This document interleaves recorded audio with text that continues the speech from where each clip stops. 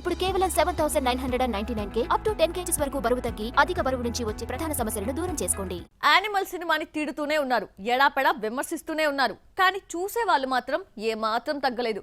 అది big screen అయినా small screen అయినా. వెండి తెరపై 900 కోట్లు కొల్లగొట్టిన యానిమల్ ఓటీటీలో టాప్ రేటింగ్ సొంతం చేసుకుంది. ఎలాగో చూసిద్దామా? ఈ మధ్య కాలంలో యానిమల్ పై వచ్చిన విమర్శలు మరో మూవీపై రాలేదు. మితిమీరిన వైలెన్స్, ఆడవాళ్లను కించపరిచేలా సీన్స్ ఉన్నాయని సెలబ్రిటీస్ సైతం వేలెత్తి చూపారు. ఇవేవి యానిమల్ వసూళ్లను అడ్డుకోలేకపోయాయి. అడుగు దూరంలో 1000 కోట్ల మార్క్ మిస్ అయిందన్న పేరే గాని 900 కోట్లకు పైగా గ్రాస్ కలెక్ట్ చేసింది.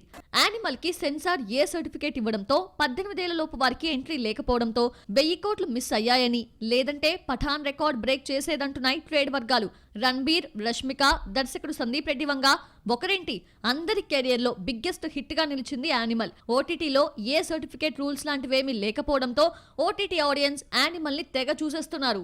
యానిమల్ ఓటీటీలోనూ సత్తా చాటుతోంది. ప్రెజెంట్ ఈ సినిమా నెట్ఫ్లిక్స్ లో టాప్ 2 లో కంటిన్యూ అవుతోంది. ఓటీటీలోకి వచ్చిన 3 రోజుల్లో 62 లక్షల వ్యూస్, 20.8 మిలియన్ల గంటల వ్యూవర్షిప్ సొంతం చేసుకుంది. ఓటీటీలో యానిమల్ జోరు చూస్తుంటే ఆల్రెడీ థియేటర్స్ లో సినిమా చూసిన వాళ్లే మళ్లీ చూస్తున్నారా అనిపిస్తోంది. యానిమల్ 3 గంటల 21 నిమిషాల నిడివితో థియేటర్స్ లోకి వచ్చింది. లెంత్ ఎక్కువ కావడంతో ఫైనల్ కాపీలోని 20 నిమిషాలను సందీప్ కట్ చేశారు. తీసేసిన ఈ సీన్స్ ని ఓటీటీలో కలపడంతో యానిమల్ లవర్స్ మళ్లీ చూస్తున్నారని, దీంతో సినిమాకు డిజిటల్ లో భారీ వ్యూస్ వచ్చాయి అంటున్నారు. సలార్ థియేటర్స్ లో హిట్ అయినా ఓటీటీలో మాత్రం యానిమల్ తో పోటీ పడలేకపోయింది. సలార్ కి 10 రోజుల్లో 35 లక్షల వ్యూస్ తో పాటు 10.3 మిలియన్ వ్యూవర్షిప్ వచ్చింది. ఓటీటీ ఆడియన్స్ మాత్రం సలార్ కంటే యానిమల్ కే ఓటేస్తున్నారు. దాంతో టాప్ 2 లో ట్రెండింగ్ అవుతోంది యానిమల్.